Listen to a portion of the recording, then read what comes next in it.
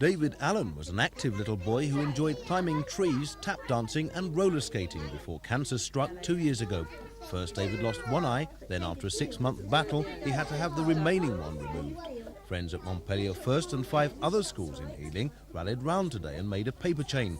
Each of them had been sponsored to raise money for research into the rare cancer which attacks the retina of young children.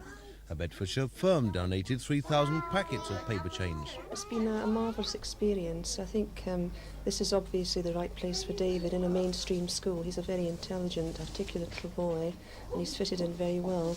But I think the other children have benefited too. They've seen what it's like to be able to help him, and they've come to see David not as a handicapped child, but as a child with a handicap. Pupils had just 15 minutes to loop together as many paper chains as they could. An 8-year-old set the standard by achieving almost 9 metres of loops. Other schools will attempt to beat this tomorrow. What did you think of making those paper chains? They were really good. How many did you manage to make? What?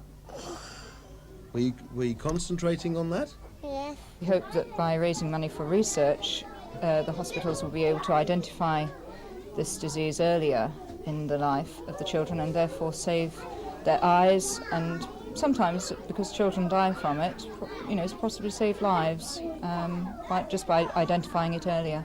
But what about David's future? I'm afraid he has a third tumour now in his brain, which is the same disease. It's in a gland called the third eye, commonly known as the third eye. And I'm afraid they've treated it over the last year and a half, and they can't do anything more, I'm afraid. So the future is not very optimistic for David. Showbiz star Bonnie Langford will present the winning school with a computer donated by the manufacturer in 2 weeks' time. Meanwhile, David continues at Montpelier First School, a plucky little boy who's an example to other youngsters. Mark Wadsworth, Thames News. Right, good, that's it.